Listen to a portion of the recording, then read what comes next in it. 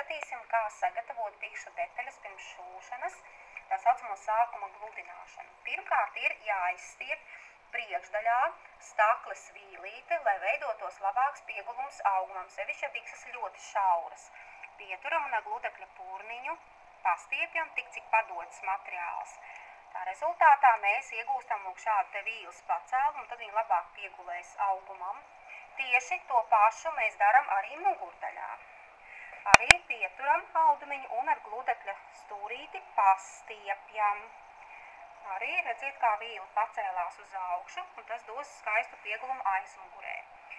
Vēl ļoti bieži, sevišķi, ja materiāls labi padodās, izstiepj arī mugurdaļā tā saucamo soļa vīli, jeb iekšējo vīli.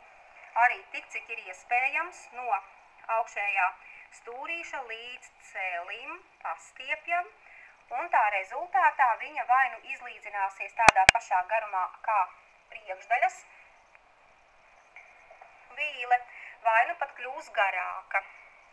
Saliekam, pārbaudam, kas ir sanācis, apakšmala sakrīt, ceļgala līmenītis sakrīt, bet šeit mēs redzam, ka tā izstieptā detaļa ir garāka. Tad to droši drīkst nogriezt.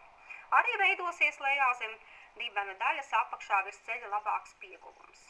Tālāk, ja mums biksēs ir paredzētas buktes, tad piegriestnē, protams, šī līnija būs iezīmēta, bet tas ir uz kreisās puses, jāgludina ir no labās puses. Tad mēs lokam detaļu uz pusītēm, skatāmies, lai ceļgala līmenī un apakšmalā precīzi detaļa dalās uz pusēm, un šādi arī gludinam. Virs ceļgala līmeņa skatāmies, lai detaļa vienkārši lokās precīzi, tā kā viņa pati guļās. Var iegludināt bukti tikai līdz stakles vīlei vai arī līdz pašai augšai. Tā bija mugurdaļa, ko mēs tagad gludinājām. Priekšdaļā var būt tikai bukte, bet, ja vēl arī ir klasiskā ielocīte augšdaļā, tad ir jāpadomā, kā to pareizāk iegludināt. Ja mēs iegludināsim detaļu tikai pa buktes līniju un iznāks ielocēt pa vidu, tad ielocīte izskatīsies vizuāli šķība. Tāpēc mēs gludināsim apakšā pa vidu un tāds slīpi aiziesim uz to ieloces malu, kas ir tuvāk rāvēslēdža aizdarēji jeb bikses vidū.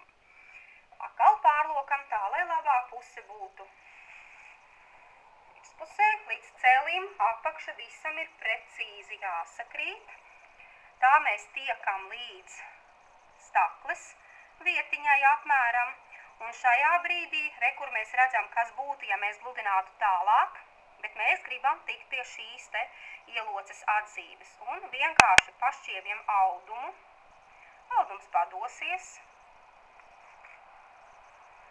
iegludinam.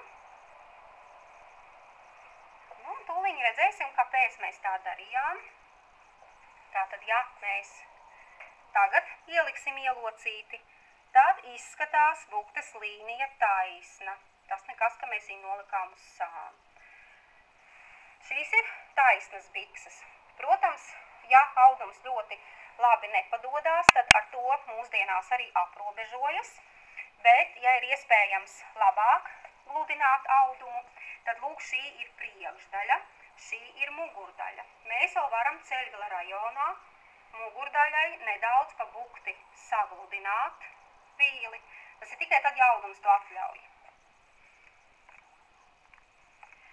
Šis ir lins, viņš labi padodās. Vēl var piesaistīt arī mitu drāniņu un šādi sabīdīt nedaudz, lai viņš tad līdz ar to tā bikse labāk iegūsies pēc kājas formas. To pašu ir vērts darīt arī tā saucamajās kļoša biksēs. Tātad kļošām jums noteikti kaut kur starai būs sašaurinājums un tad aizies paplatinājums. Lūk, tā ir vienkārši tāda rādīšanai sagatavota detaļa, kur mēs redzam šo te kļoša izliekumu. Un tad, kad ir iegludināta bukte, ja mēs gribam, lai tas kļošs neizgāžās tikai uz sānu, bet arī uz priekšu kristu, tad mēs arī saliecam, izstiepjam sānu un soļa vīles, cik padodas materiāls, un cenšamies sagludināt buktes vietu. Tā rezultātā, redziet, detaļa izliecās un tas kļošiņš kritīs vienmērīgāks. Lūk, tātad šādā veidā mēs sagatavojam bikses pirms šūšanas.